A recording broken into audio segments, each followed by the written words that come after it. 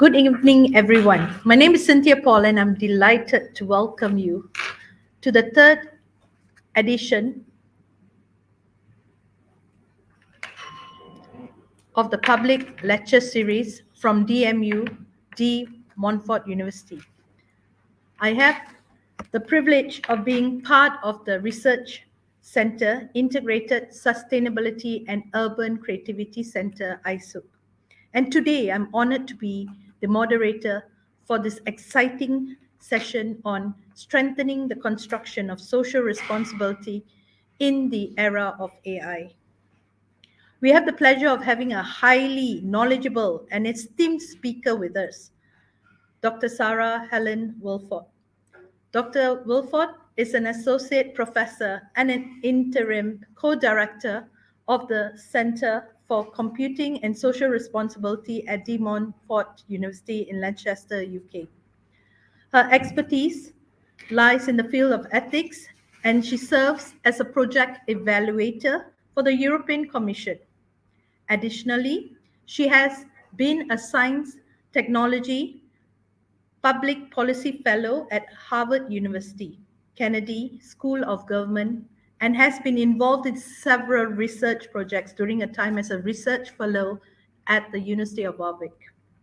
Dr. Wilford's background is truly a multidisciplinary with expertise spanning various areas such as computer ethics, surveillance, privacy, responsible research and innovation, and public policy. She holds a degree in public administration and management, as well as a PhD in computing ethics and public policy. With such an impressive portfolio, I'm certain we are all eagerly looking forward to hearing from Dr. Sarah and gaining insights into the critical topics of social responsibility in the era of artificial intelligence. So without further ado, let's welcome our outstanding speaker and begin enlightening the session. Dr. Sarah, the virtual stage is yours. Hi, thank you very much, Cynthia, and thank you everyone for being here today and for the invitation for me to give this talk. It's really quite exciting. I think that's slide 4. We need to go back to the beginning. There we go. What I wanted to do today, I want to talk to you about my perception, my understanding, my concerns, if you like, about the uses of AI in this growing period that we're living in right now. So the first thing is I wanted to just give you some overviews. Now, I'm sure that there are plenty of people in the audience here that are very familiar with artificial intelligence, but equally there will be people who go, well, I've got a rough idea, but I'm not entirely sure what it means. And I think what we can say is that there are two distinct, if you like, ideas about artificial intelligence. The first is the actual artificial intelligence itself. This is where people assume that computers are bright, computers are clever, computers are intelligent. But actually what they're doing is they're incredibly good mimics. They are great at making people think that they are a human being. We've all heard, or we should have heard of the Turing test, which basically has a human has a conversation with a computer, and they have that conversation, and is that person convinced that the computer is a human being, or do they go, oh no, this is clearly an artificial language, and this is not a real person? So artificial intelligence at the core is considered something that is about, do computers have intelligence, and how well can they actually mimic the activities of the human brain? And then the second part is the artificial intelligence systems. So these are all the different people, the processes, the different systems, the data, the artifacts, everything to do with creating an intelligent system. So you know, it's not just a case of having a very, very good computer that can mimic human behavior. You also need to have all the infrastructure in place to aid with the effective, if you like, use of such systems. I just mentioned Alan Turing to you just momentarily, and in 1950 Alan Turing actually wrote the paper suggesting that we could test a thinking machine. So this is the Turing test that I actually referred to. So the idea was that you could have this text-based conversation, and people wouldn't know a difference between a human and a machine, and that would mean that the machine would be considered to be thinking. And the whole idea, if you like, within a couple of years, this sparked people's interest, and the whole idea of artificial intelligence, the idea of that particular approach to computing was therefore coined in around about 1956 by John McArthur. So you can see it's got a really, really long history. It goes way back before probably anybody really thought of artificial intelligence as anything that was other than science fiction. So what artificial intelligence is trying to do, or what people who are developing artificial intelligence are trying to do, is they're trying to create systems that think like human beings, that think rationally, that act like a human and act rationally. Now, the interesting thing about this, I don't know if anybody knows, but the Centre for Computing and Social Responsibility has, for the last 10 years, it's coming to an end now, but for the last 10 years has been leading the ethics for a massive €1 billion project. And the project was actually to create a human brain. It was to map the human brain and to be able to computationally create a human brain. Now, that was at the beginning of the project. By the time they got 6 months or so in, they realized that this was not feasible. We cannot create, we do not have the ability or the technology or the processing power to actually create an artificial human brain equivalent. And what they actually ended up doing was, oh, okay, we can't do that, so let's do a mouse brain. Then they went, actually, we can't even do that. So in the end, the Human Brain Project is actually creating an element of a mouse brain, which is hugely scaled down from the original grand plan, grand challenge, which was to actually create a human brain with that level of complexity. So even after a decade of really intensive research, we still haven't actually reached that point. And this is a really quite important. We need to be cognizant of the fact that actually we are not as far down the road to true artificial intelligence than the media and sci-fi would have you believe. I'm a great lover of sci-fi. I adore sci-fi. I watch and read almost exclusively in my social time. I am that person. I am the sci-fi geek, if you like. But even I am well aware that sci-fi is just that. It is fiction.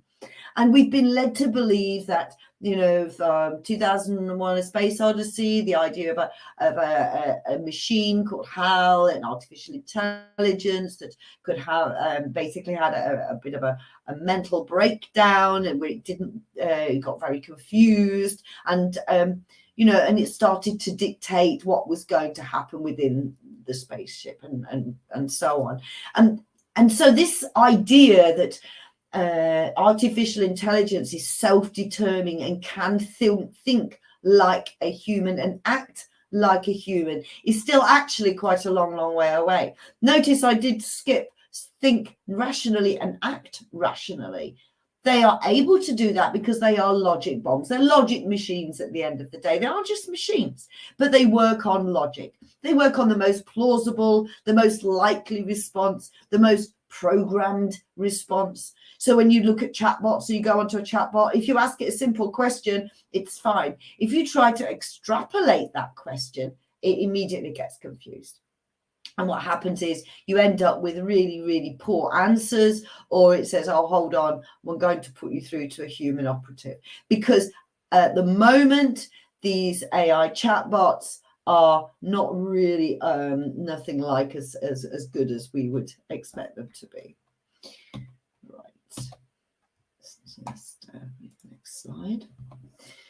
Okay, so there are a lot of uses for artificial intelligence. So it's so although we haven't quite reached the level of true intelligence, and there was a lot of argument actually that we will never get there, to be fair. I mean, it's quite, I'm not sure whether we will or not, but the mimicry of the systems may be such that even though technically it may not be true intelligence as we understand it from a flesh-based creature that a human is, it may become so good at the mimicry that the actual difference between a real human and an artificial human may be so small and so blurred that in effect it behaves and is treated in every which way like it is fully a full intelligence.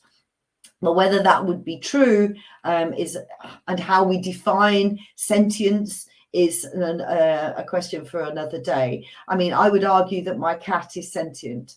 I mean, my cat answers to his name. He looks at me. I have a conversation with him. He meows back. I go, Charlie, and Charlie comes in and has his dinner. There are, you pat your leg, the cat will jump on you. It's certainly, it's behaving in a way that means it shows understanding. It's certainly fairly self-aware. It's a cat. It knows. It knows quite a lot of things, but actually an artificial intelligence is way more intelligent than my cat. But my cat has a certain level of personality, if you like, individuality, not humanity, but certainly has that character, a personality that perhaps a computer that can do many more calculations does not have. But of course that can be built in as we further develop these systems. So anyway, looking at this slide here, you can see that there are a range of different, I mean, obviously there are way more than I'm going to be touching on today. I'm just introducing you to some ideas and concepts, and you know, just going to be a fairly broad approach to the uses of AI. But as you can see, we've got a wide range of things. So systems that are perceptive, so that they approximate the way a human sees, hears and feels. So all the sensors that would be used, say in a smart home or in your smart car or any of those things. The sensors, particularly like for autonomous driving, you need sensors built into the car that can in effect see what is going on in the road. There are vision systems with various images. We're obviously robotics is one. People really bad. I don't know why we've got a lot of people in the world, but they seem to really want to be able to make a human out of mechanical parts with an artificial brain. This is something that people have been driving towards for a long time. In fact, we can go back to the 19th century and people were creating automata that were clockwork people. You know, people have always wanted to recreate mechanically a human representation of some kind. So yeah, robotics, no surprise that is working directly with AI. Expert systems, of course, learning systems, so that computers can learn and change its operations as it goes through its processes, so it learns from what sort of extra input it's had and all of those sorts of things. And also the idea of a neural network where the system acts and simulates functionings of the human brain. Notice there the picture with natural language processing. This is ChatGPT. This is the chatbots that you encounter when you try to talk to an international multinational corporation. You go online, they say chat to us, and you tap on the chatbot. Natural language processing is getting more and more clever, more and more, I suppose, more and more accurate. So what we have, particularly with things like ChatGPT, is there is a lot of concern at the moment about the fact that AI is starting to be creative. Now, I would argue that that is the absolute no. We should not be using artificial intelligence to do our creative tasks whilst leaving the humans to do the sort of tasks that everybody hates, right? The really repetitive, mundane, dirty, those sorts of jobs that people don't want to do. Why should humans be doing the jobs that they don't want to do whilst an artificial machine is doing all the nice things? All the nice creative stuff that we generally do in our spare time or we do as a vocation, right? It seems that the onus, if you like, the emphasis is going the other way. We thought machines, including AI, would take over all those horrible jobs and leave humans free to enjoy life, to experience new things, to try and learn new skills, whatever it is. But at the moment, actually, the shift seems to be taking away the nice things from humans and leaving the humans with all the horrible jobs. That is not what we signed up to. We all as humans signed up to the idea and embraced technology with the idea it would make our lives better. Not that we would have all of the nice things stripped away and all we're left with is being, controlled, if you like, by artificial intelligent decision making, and human autonomy is seriously diminished. So there are concerns. There are huge concerns about the uses of AI, and I think as a society in general, we need to work out what our priorities are. What's important? Is it important that we all work, as hard as possible to produce outputs? Or is it more important that we encourage human flourishing, people having a good life? Nothing wrong with having a good life as well as working, right? I mean, we all work to have a good life. But if the good life things have been automated, then what is left for humans? And these are some of the concerning questions, if you like, that we have to keep thinking about. So, as I said a moment ago, there are a variety of different AI applications that work in different ways. So, and one thing I'd just like to mention actually about natural language is the whole idea that actually it is trying to sound like us. So the inflections, the you knows, the ums, the ahs, the pauses, the gaps, the changes of a conversation, the repetition, the stammer. I mean, if you listen to me, I'm generally thought of as being a fairly coherent speaker. I don't usually have too much problem with talking to large groups of people. But if you actually was to take a chunk of my talk and actually analyze the way that I use language, how I construct the sentences, the inflections I use, the little stops and starts and stutters that happen in normal natural speech processing, you can see how this would be quite a complex thing to recreate and quite difficult as well. Because people, we throw things in, and I just use and so there are a lot of things that humans do that means that actually when the language is spoken, it isn't just a continuous flow of words that all make sense one after the other. I mean, that may be the overall impression you're given, and you may think, oh yeah, I understand what Sarah's saying here. But actually, when you actually listen to it and you were to analyze it, there's an awful lot of stop and start. There's an awful lot of words, half words, sneaky little bits here and there that aren't, I suddenly decide to change the tack. So they aren't, I suddenly decide to change the tack. You see, that whole sentence isn't really entirely logical. It is, because I've been thinking whilst speaking. But the reality is, actual natural language is much more difficult to get right than just to have language that reads text out perfectly word for word. So now what I'm going to do, I'm just going to run through, and I'm going to do this really, really quickly because I don't want to spend too much time on this, because I want to talk to you a bit more about responsible research and innovation.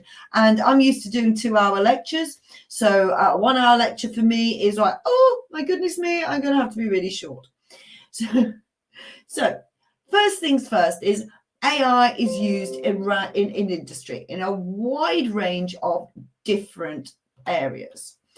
So we have things like medicine, the IBM Watson tool, which is really, really powerful AI, has been basically looking at how the structured and unstructured data within the medical profession can be analysed to create new and innovative treatments. And we're using AI as a sort of doctor's helper, if you like.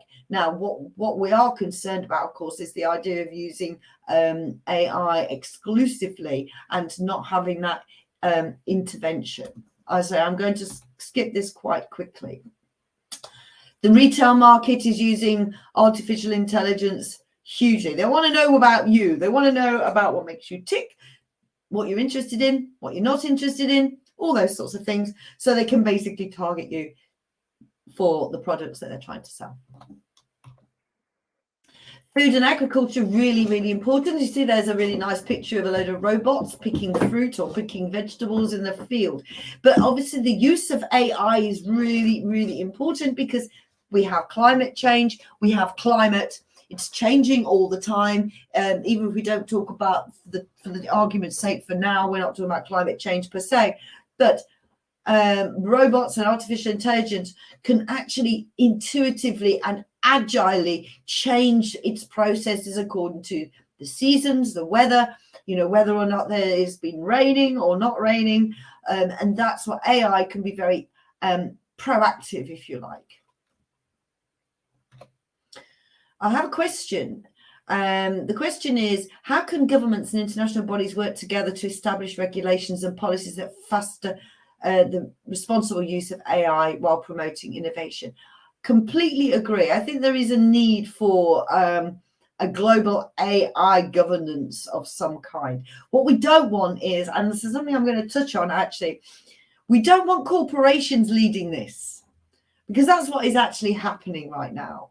Corporations are driving through the concepts and the ideas of our AI, and then at the same time are going, oh, please regulate us. In fact, the owner, the CEO of OpenAI, who created ChatGPT, he's actually doing that. He's going around and talking to the American Congress and everything, going, oh, please regulate me. The problem with that is, if they're asking to be regulated, then they want to be part of that process and they want to make their own regulations. I'm always a little bit cautious. This is the poacher turned gamekeeper scenario, and it's always a worry because there is a vested interest. So yes, I totally agree with what that person said, or Suba said, yeah, I think it is an issue, but I think there are moves towards a more global approach, if you like, to the regulation of AI. I think it needs to include the global south way more than it is at the moment. Everything dominated by the West, by US, EU, UK, and so on.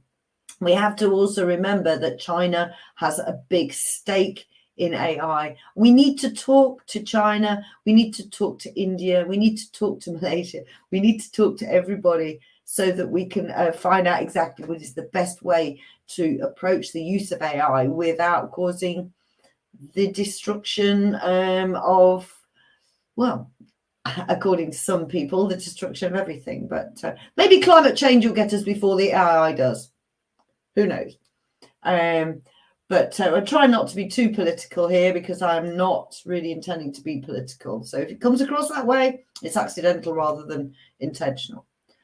Okay, so travel. Obviously, I mentioned already about driverless cars, use of artificial intelligence and sensors and all the rest of it, in order to enable people to travel without having to actually drive. Really, really, it's actually one of those things that's coming more quickly than in other areas. So the problem is, we've got this issue with travel. We've got issues with artificial intelligence using,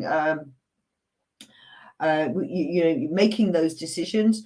What we've got the trolley problem, which I'm sure that you will be familiar with, but the whole idea of who is responsible, who ultimately, is it the developers, the software developers? Is it the designers? Is it the company that owns the software? Or is it the car manufacturers? Or is it the local authority? Or is it the person sitting, I can't call them a driver exactly, but the operator of the vehicle? Is it them? So at the moment, we're not sure who is going to be responsible for things that go wrong. I just mentioned and touched on the entertainment side of things, and I think you know my views on it. I think it's worrying, and it would be a very sad day when our charts are full of artificially intelligent, artificially produced music with artificial voices, artificially produced ChatGPT lyrics. And although it may superficially appear to be nice and great and sound lovely, the lack of human connection, the lack of humanity, the lack of creativity in a true sense means that would be the end of any new development, because any new development has to come from a new place. And you can't, if you're just rehashing the same stuff over and over again, where does the innovation, where does the new entertainment, the new music, the new stars of the future, where do they come from? I mean, are we going to say an AI chatbot is going to be the heartthrob of the future? You know, the K-pop boys and all of the rest of it, the K-pop groups, are they going to be artificially intelligence generated? And is that okay? It may be that is perceived to be okay. I'm not here to tell people what they should and shouldn't think is okay, but there are way more implications, if you like, than just the entertainment itself. So if you see here, we're looking at the purposes of AI, and we have the efficient optimization, if you like, the profit maximization. This is the main driver because AI is being developed by corporations and by private companies, and their sole purpose is to make money. That is the point. That is the capitalism that has created all of these new systems. Without capitalism, we probably wouldn't have got us where we are, but there is always the dark side, the negative side, and that is on the other side of this in red, the social control aspects of AI. Now, in some respects, this is a good thing, okay? We want a little bit of social control. We know that it's a good thing to have standards within our own societies, that we have things that are not and things that are acceptable. And social control enables more efficient use of the natural resources that we have within our communities, within our countries, and so on. Social control through the use of AI means that there are fewer accidents on the roads, or that crimes can actually be dealt with far more quickly because facial recognition has in theory, identified the criminal that just did something bad, and so picks them up. Police can pick them up quicker. So the idea of controlling society by making society more efficient, optimized, and more effective. But the third element of the purpose of AI, so we are led to understand, is human flourishing. But how can humans flourish when all the nice things are being done by a machine and all that is left for the human are a choice between low-level work, no work, and poverty, or perhaps being one or two of the very, very tiny cohort that will have valuable skills beyond what AI can do. So those people will be the decision makers, the people who make decisions about where AI is deployed or similar. They will be those people, but everybody else will be in a situation whereby we don't actually get very much choice. Our choice will be removed in favor of effectiveness, efficiency, and so on. We will have AI decision makers who will be making decisions on behalf of humans for humans, but not by humans. And there are quite a few concerns about the fact that AI could end up causing more harm than good. But currently, AI does not have any computers that exhibit full artificial intelligent consciousness at all. There is not any. There are one or two people that say, "Oh yes, I think it did." I think there was a guy who worked at Google who left because he felt that the AI chatbot that he'd created and developed was actually becoming sentient because it showed. It indicated that it didn't want to be switched off because that would be death. Unfortunately, there's still not an indication that the chatbot was actually alive or actually sentient in any way, because obviously, if you're going to put language into a system, the language will be predictable. It will be what would be the most plausible, most likely thing that human would say, because it's trying to mimic the human way of speech. So if you asked the AI bot, how would you feel? What would the impact of being switched off? Well, if it's going to use natural human language, it's going to say it would feel like death, and I don't want it. That doesn't mean to say in any shape, way, or form that it genuinely has a fear of death. It just knows that death is an endpoint. It's trying to create a natural language response. It will know that by switching it off, it would end its processes. Ending its processes equals death. Ergo, it would feel like death would be a reasonable sort of answer to a prompt asking an AI machine how it would feel about being switched off. Doesn't make it intelligent, but it does mean that it has these human-like responses, human-like. So most of the advances have been in games, which is no surprise. There's been a lot of use of them in games, and as I said, we're still a bit like this about the automated vehicles thing. I mean, it's all very well if you've got a grid system of roads very easy then. But if you've got anything, I don't know what your roads are like, but in the UK, we have roads that literally do this. Zigzag. Very, very twisty, turny roads, strange looking little roads, big roads, things that don't make sense. And I would personally be quite concerned about an automated vehicle going around some of the more provincial rural towns and villages in the UK without having a human to actually make some of those decisions. So I would be quite worried. And there's a little bit here about where else could AI be useful, and these mention of ChatGPT. In fact, we did a whole session at De Montfort University. We did 2 so far. We've done 2 workshops looking at how ChatGPT impacts on education. So we've been looking at how to spot people who have actually used a ChatGPT or similar to create an essay or their coursework. How we can best encourage students to utilize ChatGPT honestly as a way of gaining better understanding. So, for example, you could put a prompt into ChatGPT, the output comes, and then the student analyzes the output for accuracy and appropriateness, perhaps learns to reword the prompt, which gets a better output from ChatGPT. Because learning how to use these systems is important. We can't just pretend it doesn't exist or we can put the genie back in the bottle. It's not actually possible. So we have to learn to embrace and utilize these systems in a way that is best for us as humans. So don't just use ChatGPT in order to create the text. Use that it's almost like using Wikipedia or something. Use it as a starting point for greater knowledge. And that will then be a far more useful use of those sorts of, and less dangerous, I think, use of those tools. But we do have to think about ethical considerations.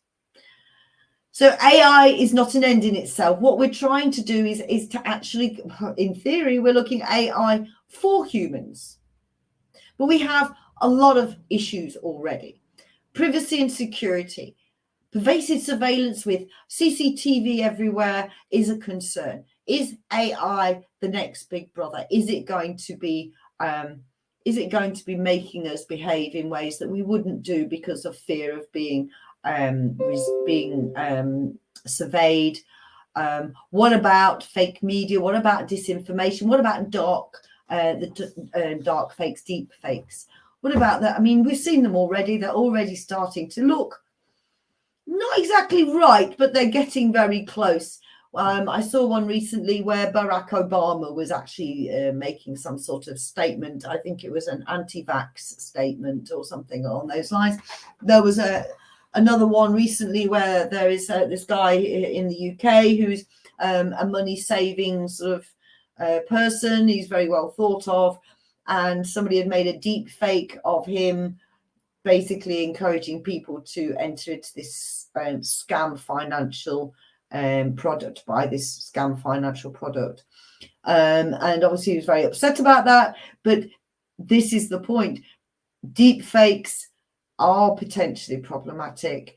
And, we're worried about who's controlling all of this data. Further, there is also a problem with bias and discrimination. So obviously there's the thought about having everybody having access to it.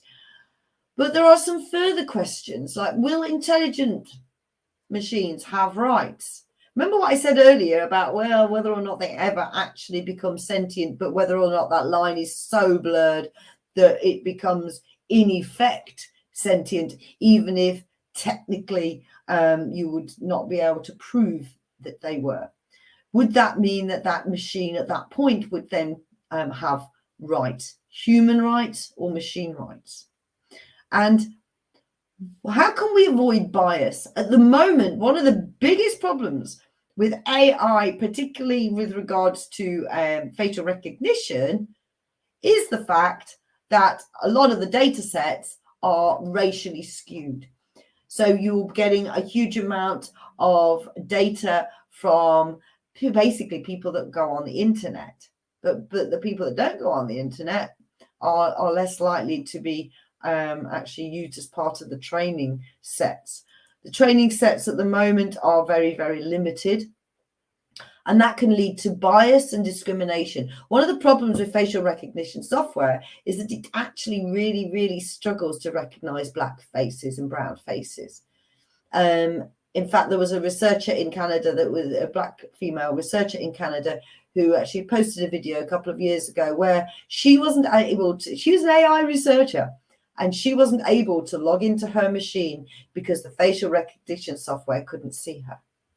So we have got some real concerns about bias and discrimination. And who will be making decisions? Will AI replace human workers? This is something that we need to think about. Will computers have consciousness? Are there jobs that AI just can't do? At the moment, funnily enough, robotics wise, there's one job that I'm aware of that robots can't do. So in the UK, I don't know if you get them here, we get these little cakes, right? They're really cute, they're nice. They're sort of like in a little pastry case, and they've got filled with stuff, and they've got icing on the top, and a cherry, half a cherry, I say cherry, is on the top. They're called cherry bakewells, and they're really nice. But robots cannot put the cherry on the bakewell. It's not possible for them. The reason is because they come in a big bag and they're all upside down, higgledy-piggledy. A robot can pick up and put something on perfectly like that. What it can't do is pick a cherry out the bag, look at which way up it is, and then put it onto the cake in the right way with the dome bit over the top. I know this because there was a whole television program about it, but the point is, artificial intelligence and robots cannot do some of that fine, dexterous stuff that humans can do. So remember what I said earlier on? We're going to be left putting cherries on bakewells whilst the AI is making music and movies. So there are a lot of challenges, and I realise that I am probably running out of time a little bit, and I do have quite a way to go. So I'm going to sort of speed up a little bit. So there are a significant number of ethical challenges, and we do need to worry about these challenges. So as you can see, I'm struggling to see my own slides here, but we are thinking about whether or not something is human-centered. So if it's, we're trying to worry about making sure that humans are able to make their own actual decisions. So AI could reduce human control. It also may enable various things to do with wrongdoing, enabling people to no longer have self-determination. One of the biggest problems actually about AI decision making is exactly that, to do with self-determination. So there are a series of ethical implications here as well. So we need to make sure that humans are actively included, that it is fairly applied across the board or not at all, and that people actually have a good understanding of what it is that the AI is doing and what they can expect the outputs to be, and how is it going to actually affect them. And is there a form of redress? Can you go back and go, actually, that AI system said no to me, but actually it was wrong? Are you ever going to be able to challenge the rightness or wrongness of an AI system? There's already a joke, the computer says no. Maybe the AI can say no too, and we could have some serious problems. Right, there are also different types of bias that I was talking about earlier, about the technical, emergent, different types of feedback, different types of algorithm bias that can have a real impact on our human flourishing and the decisions that we make. Right, I wanted to skip over the last slide because I want to bring in responsible research and innovation, and I believe I've got approximately 15 minutes left, so we should be fine. So what do I mean by responsible research and innovation, and particularly with regards to the context in which this talk is being given? So responsible research and innovation basically aims to think about ethics and responsibility in the development of new technologies. And in this case, definitely with regards to the use of artificial intelligence. So as you can see, this is quite a nice little word cloud here, but it gives you a good impression of the things that are very important, the most important things to RRI. So we've got things like responsibility, protection, guidelines, awareness of bias, respect, ethics, engagement, and all of those very, very important words that mean that we seriously think about what it is we are creating whilst we are creating it, not afterwards. So there's a number of different theories of AI, of RRI, all of which are really relevant and highly important. It's been a long-term development, but here's the key principles. This is the slide that I really wanted you to have a look at. This is the key slide here. So the key principles of RRI, think about this reflecting on artificial intelligence.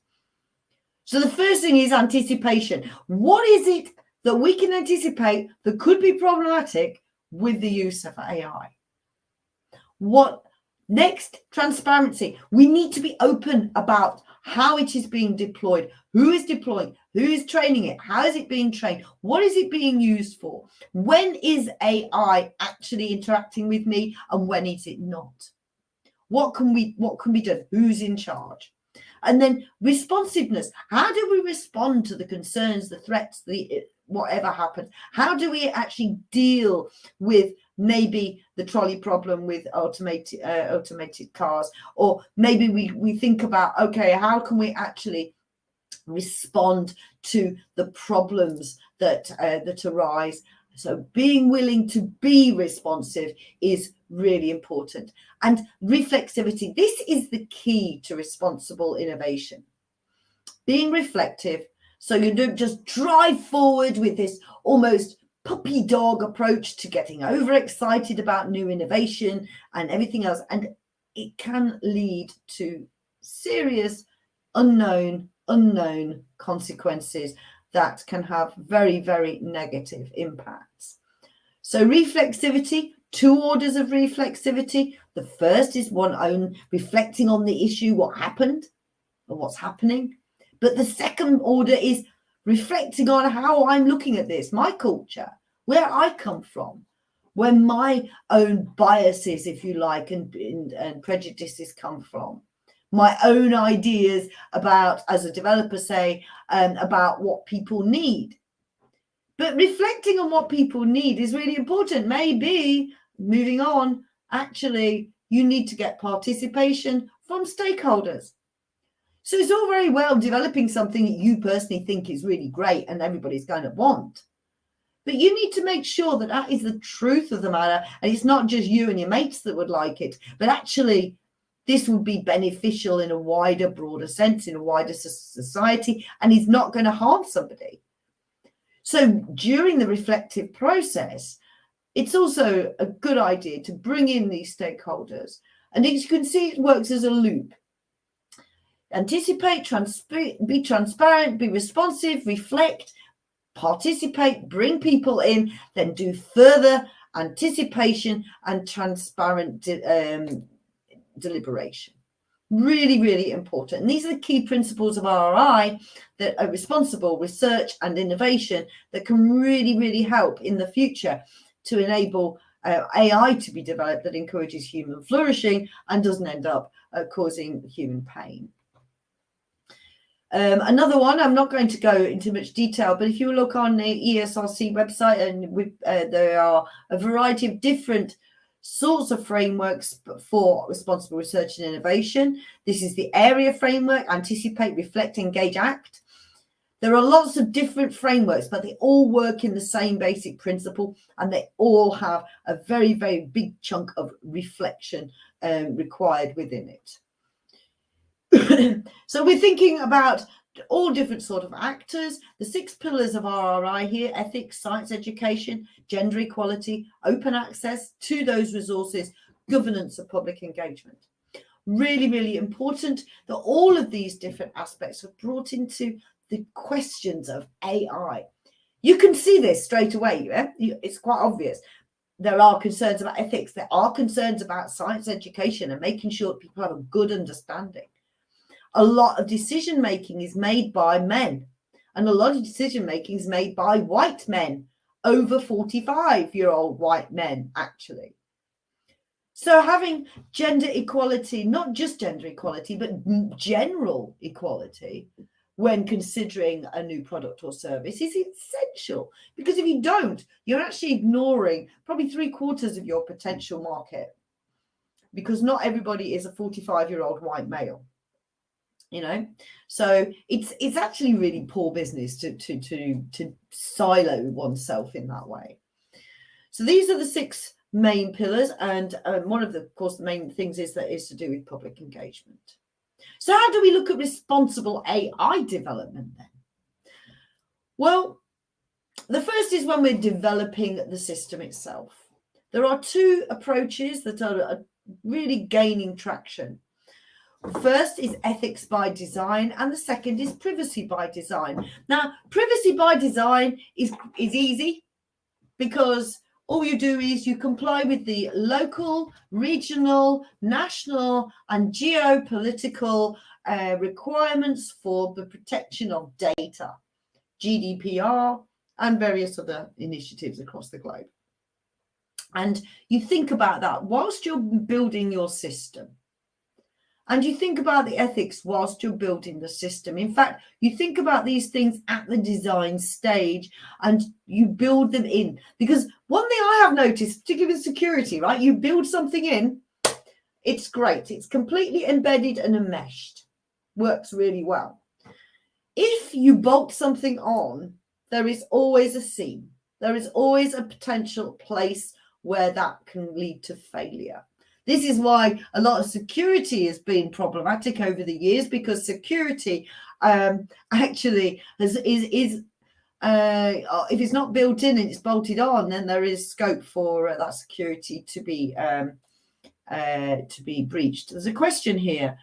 Elon Musk said that AI is abusing political correctness and warned that AI could be too powerful and break out of human control. What do you think about this? Could this be true? I think the point is that we're still talking about whether or not this would have a will to do it. It could, but it would have to have the motivation and the reason and the rationale to do that. And this is assuming that the AI is powerful enough in order to, and close enough to being general intelligence, that it would have those motivations. And I have concerns about the language that Elon Musk is bringing into the discussion. Abusing political correctness is such a phrase that is so emotive, and it is one of those phrases that needs a huge amount of unpicking. Political correctness, what does he mean by that? I haven't really got time to do this, and we could have quite a lot of fun, I think, having a deconstruction of Musk's rhetoric. So yes, I think that there is the potential. I think the likelihood is very, very slim, but I think we need to be more concerned about Elon Musk breaking out of human control than AI right now. Yeah, that was a sort of bad joke. Right. Okay. So moving on to coming towards the end now of my talk. So I think my timing is not going to be too bad. So we're thinking about, okay, AI should not be the arbiter of decisions. We need autonomy. We need to know that we have some sort of control and some sort of buy-in to the world. Otherwise, what is the point? Why are we even here? If we don't have privacy, we don't have the ability to make our own decisions, if we don't have the ability to ask questions and ask them again and negotiate. Can you negotiate with an AI? I don't think you can. Right. So we need to be really, really worried about the idea of losing our ability to make decisions, or at least have that decision finally decided by a human rather than by AI. Bearing in mind, it will only work according to the rules and the restrictions that it's been given by the algorithms that make it work. Talking of which, the training data, we have real problems with that. And I've already mentioned that training data does not comprehensively cover the whole human population, right? That's the first thing. And those that are included in the training data, have they given consent for that? I doubt that very much. And who owns it? Who actually owns this data? And are people actually asking for permission to use this data to train their AI? No, they really are not. They are literally not asking. They are stealing this data to train their AI. There is a court case going forward soon, I think, in the US, where everything seems to start there. And yeah, there will be some considerable legal challenges, I think, coming down the line about what sort of data and how did they access the data and permissions about the data used to actually train these systems. And as I mentioned earlier on, corporate development, they already are going for the copyrights, the patents, and everything else. I've already mentioned the fact that they're going, oh, please legislate against this. Please, please put the rules and the laws in place that we can follow. I call this captured legislation. And it happens a lot, but it's happening when it happens with AI and when it happens with technologies that nobody really understands how they are going to work. They've not got an idea of how they want them to work. Doesn't necessarily mean that they will work that way. And you've also got to take into account that users will also play around with the systems. They will hack them. They will use them for inappropriate reasons and for different things than they were designed for. So the whole idea of captured legislation by corporations is a big worry. And part of that is the last word on that list, which is to do with spin. So spin basically means that the whoever it is that wants to put a message across creates such a dialogue that basically means that people believe what they are told, whether that is true or not. Spin is to make them come across as really nice guys who really do care about the impact of artificial intelligence on humans, which is why they really, really want to be legislated. That's really not true. What they really are aware of is they will be legislated. Therefore, it's good to get the influence and to make sure that that legislation is in their best interests early on. So I have very little faith or trust in corporations when they are calling for their own legislation. Okay, so just a few other things to talk about briefly. I've got a couple of minutes. Codes of conduct, ethics and legislation, which I've mentioned. I've put in some links here for you to, if you have the slides afterwards, so you can go and have a look at the different codes of conduct that are available that people should be adhering to, that will all help to encourage the use and growth of AI without actually causing problems for humanity further down the line. So we're looking here at the two things. Human flourishing is what we're really looking for. But also we look at things like, okay, humans can be frail, right? Humans have faults. Humans have foibles. Humans need relationships. Humans need to trust. The idea of being just, the idea of being listened to, the idea of working through a problem by having a conversation. If we remove the human interaction, the condition, if you like, of being human and having those relationships and interpersonal contacts, then the concern is that actually humans won't flourish and that humans will be negatively impacted by that. So just a few final thoughts then.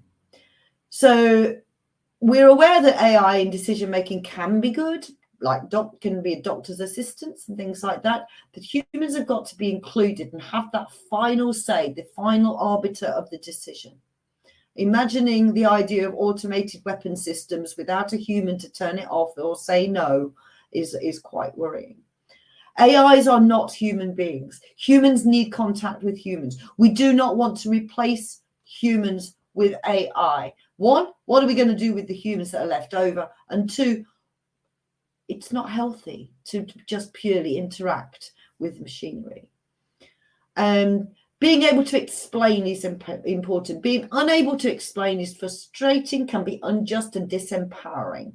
Corporations and developers should not hold the keys to legislation, and beware of the lobbyists. Finally, I guess we're all stakeholders, so we're all actually responsible. And there's one final slide here. Human flourishing must remain the core objective of all technological progress. And this applies to AI, the same as it applies to any other thing that is being developed, any other technologies that are being developed. Thank you. There's a set of references here that you might find interesting, and also a set of interesting RRI tools and various sources there for your future reference. There we go. Thank you. And 1 minute past 11. Any questions? Cynthia, you're muted. Yes, sorry about that. Yeah, thank you, Dr. Sarah, for such a wonderful sharing and delivering. We really were very captivated with all the information. It just blew my mind. So it was really good. And I think there were really good questions being posed.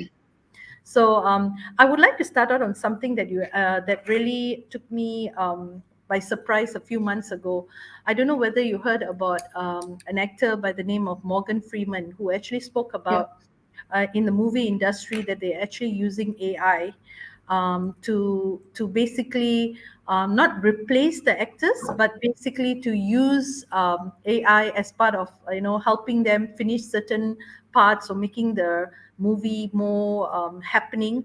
And a lot of actors were actually against the idea of AI being coming in, because then very, very surely, but in one point of time, they may just be replaced totally. What do you think of that whole thing?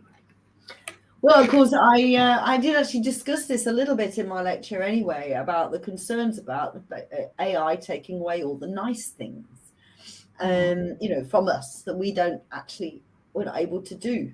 I think there's going to always be a market, I think, for AI generated entertainment, in the same way as there is a market for cartoons. I think that what the problem is the idea of replacement. I don't think we can replace. People are not going to accept it over time. I think it will be a novelty to start with. Oh, look, it's an AI generated film. But actually, people, as I say, what a lot of these developers are forgetting is that one of the things that makes us human is that human connection. I was talking about the natural language.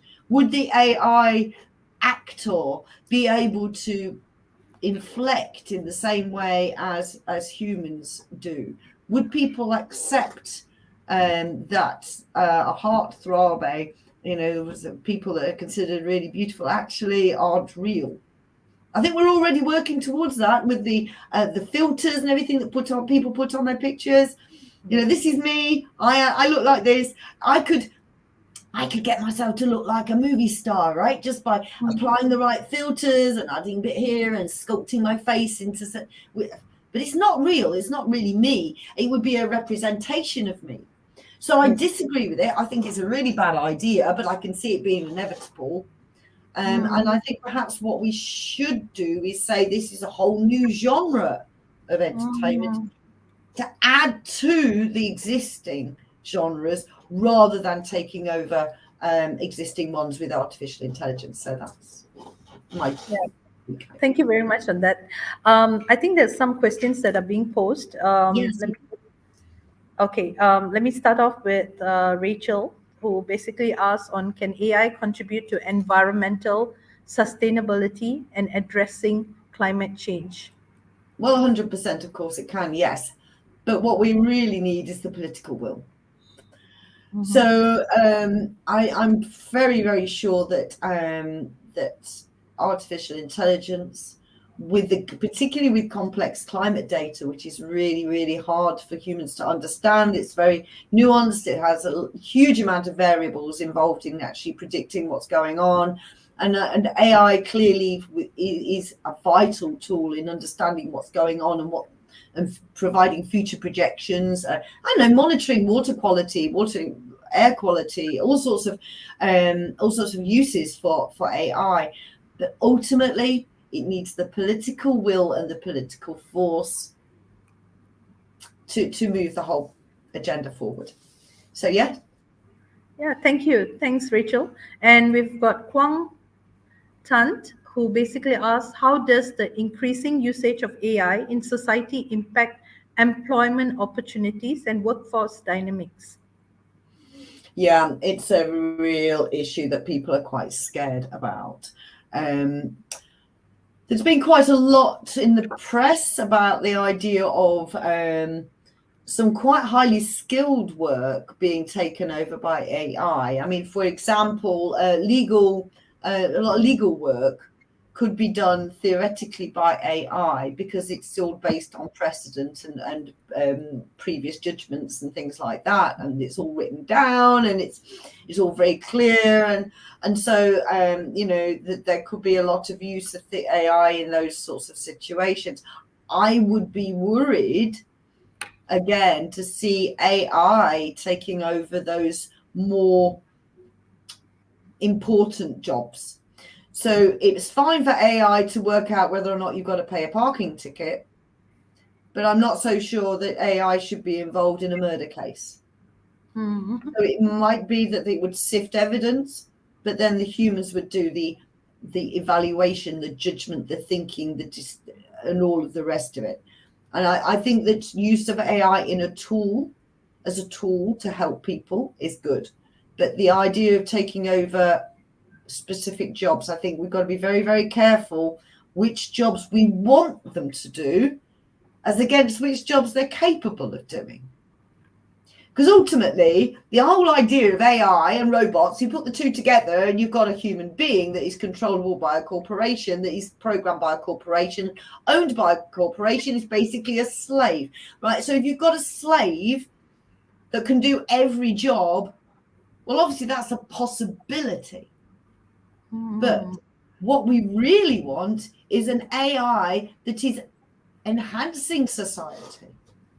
So yes, it's possible, but no, we shouldn't accept it. And as humans, as societies, we need to actually work out what we want them to do. What burdens do we want these systems to take away from us so that we can do the nice things, so we can do the interesting work, so we can do those jobs. So we have to make that decision, because AI and robots together can do everything eventually. That's great. Yeah, thank you very much. And the next would be Emily Chong, who basically asks, what are the key differences between narrow AI and general AI, and how do they impact their purposes? Right, so we've got two different sorts of AI we're referring to here. At the moment, we have is the sort of AI that is basically not really able to do very much. It's able to do things, but only according to the instructions that are given to it. General AI, however, is a completely different story. General AI, we're talking about the singularity. We're talking about a lot of predictions about an AI that becomes fully sentient and fully conscious. And they are two completely different things. I think the idea of generalized AI, a lot of people are saying that it's many, many, many decades, if not hundreds of years away. Other people are saying it's next week. And some are saying that it's here now. But I don't think we do have generalized AI. I still don't think we have anything close. So at the moment, I think they're like two completely separate issues. One, sci-fi. The other, we need to work with that and decide what we want it to do. Okay, thank you. Mohammad Ikshan has asked, what potential application does AI have in agriculture and food production? Oh, that's easy. Easy peasy lemon squeezy. Oh, look there, I mentioned food.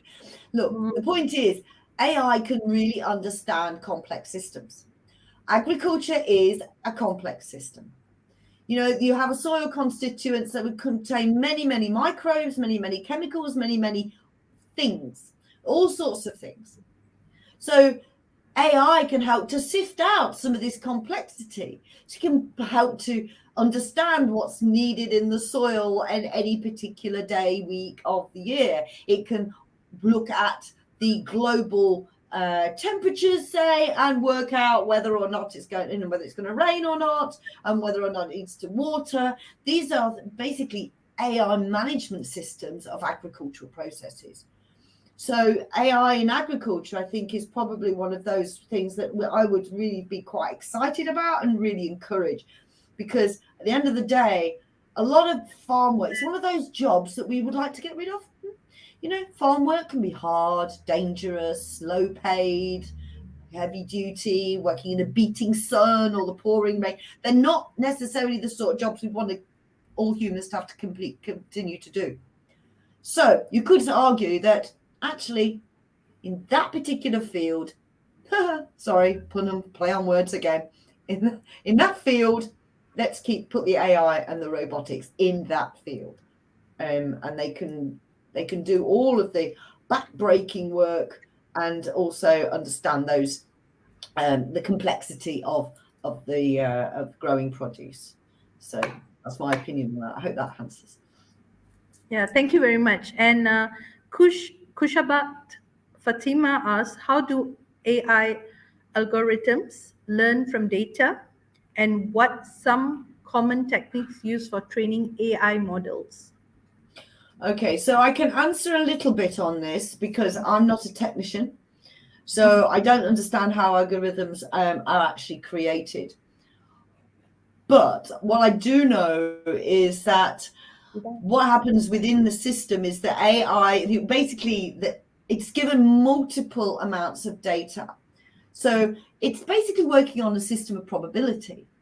So if you've got 50 examples of something, you've got a pretty reasonable idea of an outcome based on various things that lead to those 50 outcomes. If you've got 150 outcomes, that gives you a lot more nuance about what the potential outcomes could be.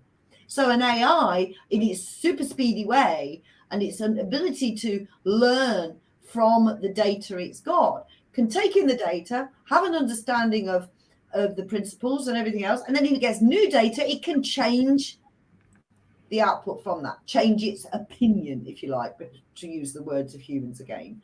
So that's how they learn, how it learns. It basically, the more data it has, the more information it has to make more decisions based on previous decisions that have been made. And the second part of that question, sorry, I missed. What was the second part of the question? Was how do they? Some techniques used for training AI models. Okay, so basically, they send it on the internet and give it big databases that want anywhere. You know, so a lot of training sets are huge downloads of it, of big internet sites. So then Google Images, for example, is one of those ways that AI is used in order to be trained for facial recognition software. So you basically, the bigger the data set, the greater the training. So it's just give it the data set. As far as the actual process, like I said, I'm not a technician, so I can't answer that. Sorry. Okay. The next one is from Ku Layang, who says, what initiatives or educational programs can be implemented to raise public awareness about the ethical implications of AI and empower individuals to make responsible choices regarding AI usage? Beautiful question. In fact, that'd make a great essay or research project question. So, Koo, well done. Really, really well constructed. Okay, so with regards to educational programs for public awareness, I mean, this is one lecture, and I know that most of you are students, but I think that there is a need for governments and also the companies creating these systems to actually explain, because they're not really explaining, are they? They just say that what we get is a high level overexcited. Woo, look at this, it's so exciting, it's so cool, we can do this. But they don't actually explain how AI is going to have an actual impact, how humans can actually utilize AI. So I think actually, I think what would be really good would be for a universal campaign. Maybe the universities can also create some of these. I know that we are at De Montfort University, as I said, we've had several chat GPT sessions where we've invited people to, we've had workshops trying to get people to understand about the potential problems of AI, as well as understanding the advantages, but not to scare everybody. Because one of the things that Elon Musk and his little friends are doing is that they're basically trying to scare everyone. And I think that's probably a step too far. You know, I think we should be cautious. And I think that making those, as you said in your second part of the question, empowering individuals to make responsible choices. And you can only do that when you have the right amount of information, if you know and understand what choices you're making, why you're making those choices, and the implications for them. So yeah, I think it is down to educators, public, and the governments and everybody to actually provide sufficient understanding. And I think there is a big lack. So Ku, I think you're the man or a woman to do that. Do that. I do agree with that question. Yeah. A difficult one to answer that I can't actually answer appropriately. It's sort of like, yeah, but it needs to be done. Okay, this is from myself actually. Okay. What are the ethical consideration when applying AI in the healthcare industry, such as diagnosis, treatment, and patient care? Yeah, that's a big thing now, healthcare. So many of them are moving into this AI. So I was just wondering, because it's a great worry to a lot of us. Yes. Well, I mean, we only ever hear about all the great things. So it's already been shown that AI can do diagnosis better, that it can read MRI scans and things like that far more effectively than a human. It doesn't miss the little, that little tumor that's hiding just around the corner. You can only see the little bit aside. The AI would see that, the human may not. So when it comes to things like that, I think, yeah, great, let's use AI. But it's back to the same basic principle of not being the sole arbiters, the sole decision makers. And so I think that is where we need to go with applying AI in healthcare, such that human beings have that direct involvement, that it is not left to AI to do all of the medical thinking. I think that one of the problems we've noticed in recent years is the isolation and loneliness and problems of mental health issues of older people who are left in isolation because of the lack of human contact. So if you've got a situation where you've got an older person who is being diagnosed by AI, who has a robot AI friend, and basically never talks to a human being, their quality of life must be really poor. It's like, where is that human interaction? And I think in the health industry, often they tend to treat patients as a set of symptoms, right? And not as a human being. And I heard this complaint about doctors for years, and I think the danger with AI is that could take that to a whole new level of disassociation from the human of the patient.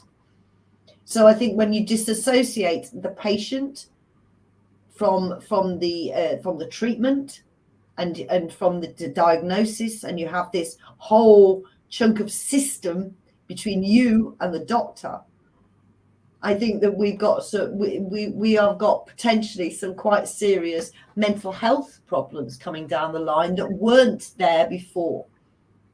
So the AI might be able to cure your pancreatic cancer for you, or whatever it is you've got, But because you haven't been able to talk to a human being to actually get those questions that you've got out, and to perhaps sit there and cry a bit, and then to discuss again, and that interaction that you need, if you don't get that, then not only have you got your cancer or your problem, you've also got the psychological problems that go along with that. So that's some of the problems. And then of course we've got a whole issue of data protection with medical data. Yes, definitely. Which is something I'm not even started to touch upon. Yeah. Well, I mean, I can if you like, but I thought I'd probably just talk too much then. But it was really, yeah, that's true, very true. And that's a big issue here. I mean, in any country, there is a issue on AI taking over a lot of things, especially in healthcare. Sai has actually asked a question: what are the potential risks associated with relying heavily on AI, especially on food production, and how can those risks be managed effectively? Yeah, well, obviously, we need those human beings. We need those human beings that can go and have oversight of these systems.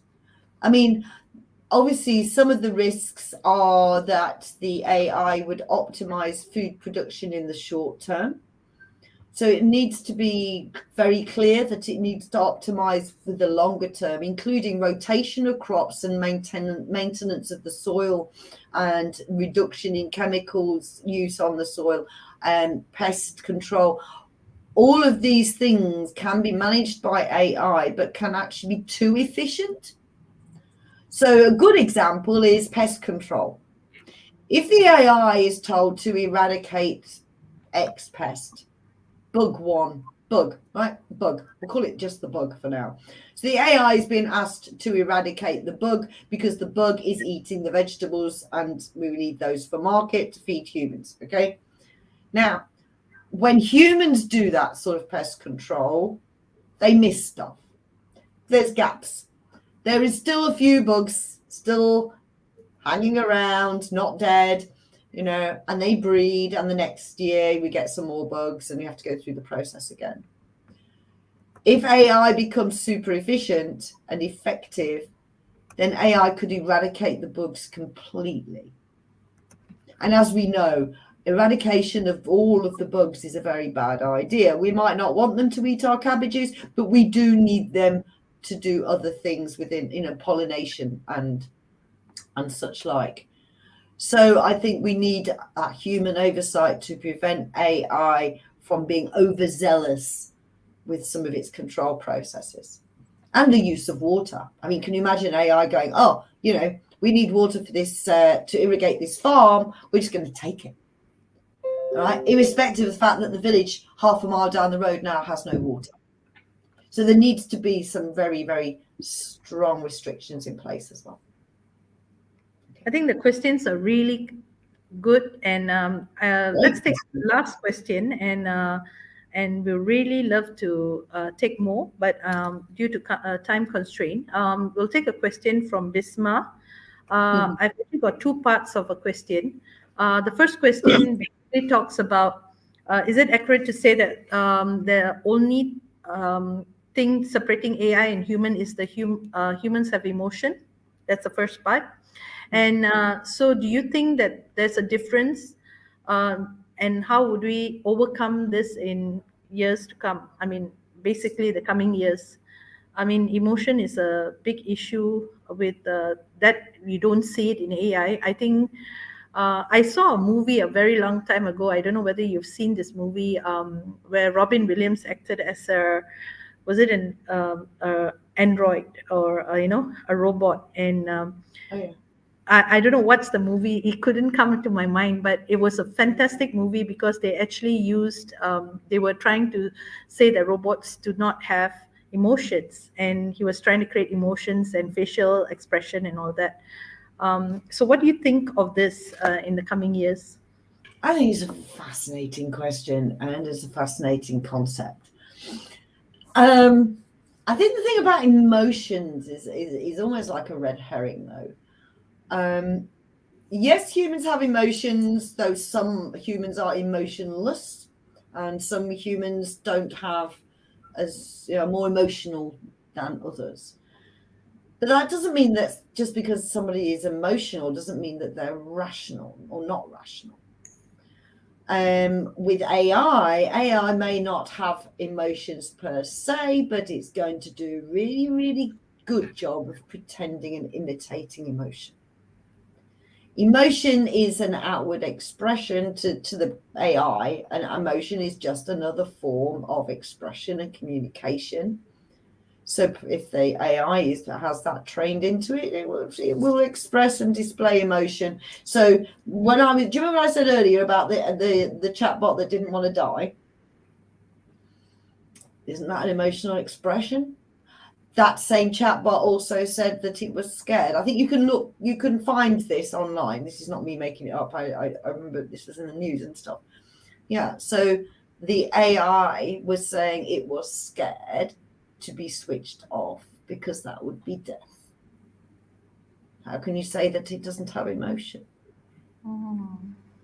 And I think that what that means, even if we build that emotion sort of circuit into that operations, if you like, so it has an algorithmic emotional response, we're not going to know the difference. If you're talking to a chatbot that is perhaps an emotional support chatbot for mental health, so maybe you can talk to this chatbot about your problems and this, that, and the other. It has to display empathy. It will not work. And I know that there are bots being developed for this purpose, so I'm not talking out of style here, but yeah. So the people developing it know that people who are emotionally distressed are going to be talking to this system.